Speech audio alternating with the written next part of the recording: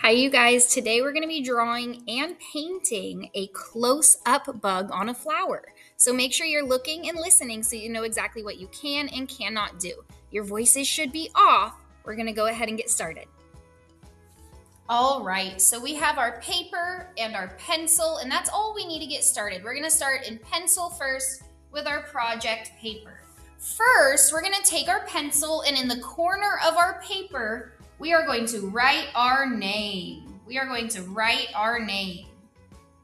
If you know your first and your last name, you can write your first and last name, but if you don't know, that's okay. You can just write your first name, but we're going to write our name in the corner of our paper.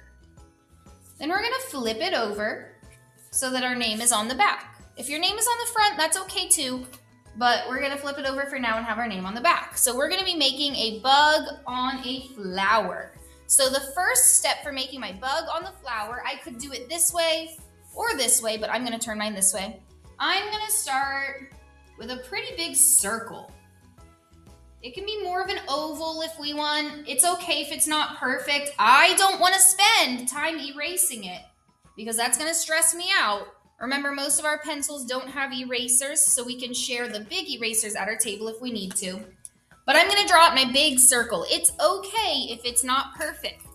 You do not need to spend a bunch of time erasing it. It is perfectly okay if it is not perfect.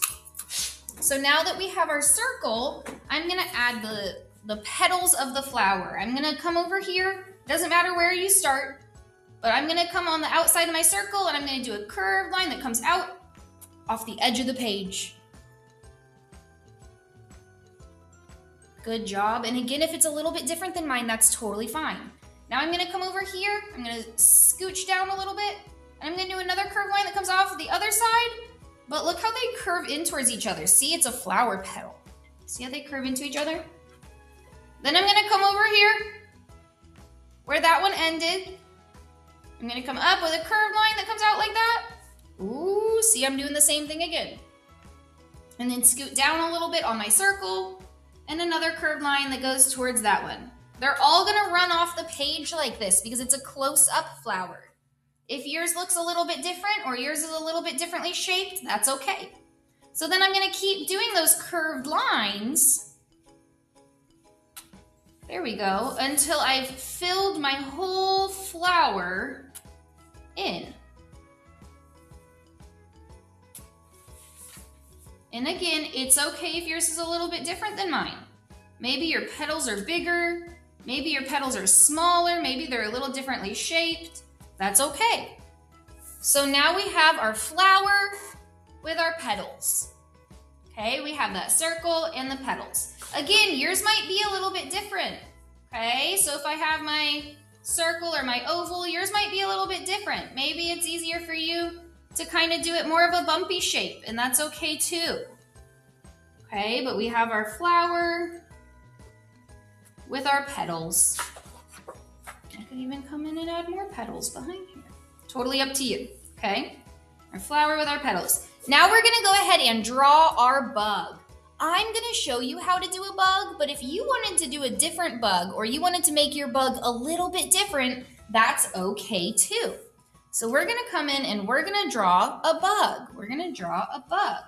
I'm gonna start my bug with a curved line. Just like that. Curved line, almost like a little stretched out upside down U. And I'm gonna just draw a line, a straight line that goes across there. Then I'm gonna add the body of my bug. It's gonna be like a big oval, or it could be more of a circle too if you wanted. So far what I've done is that curved line on top with a line across, and then a big oval. Once I have that big oval, I'm gonna take my pencil, I'm gonna draw a line down the middle of my bug. Remember, if yours is a little bit different than mine, that's okay. Then I can start to add the details. You could add whatever details you want to your bug. So I might come in and I might add eyes right there. I could add spots. So you can add whatever kind of details you want to your bug. Whatever it is that you're doing, I want you to stop, look, and listen. So whatever you're doing on your work, I want you to stop, look, and listen. You are going to finish drawing out your bug. You can add whatever details and whatever designs you want to. When you're all done drawing out your bug, you're going to use the crayons at your table to outline. You're going to use your crayons at your table to outline. So you're going to go on top of all of your pencil lines with crayon. Once you've gone on top of all of your pencil lines with crayon, you're going to use the paint at your table to paint your bug and your flower. So we want to make sure that we've gone on top of all of our pencil lines with crayon first. Then you'll use the paint at your table to paint your bug and your flower. Remember that our paint stays flat like a lunch tray. We do not tap the paintbrush. We can gently touch the brush on the side if we need to get water off, but we do not tap the paintbrush. We set it back in the water when we are done, and we are not mixing colors on our paint palette. You can mix colors on your paper, but we should not mix colors in our paint palette. We always want to make sure that we rinse our paintbrush off in the water in between colors. When we're all done, we're going to pick up our whole messy mat with our painting on it and slide it on the drying rack.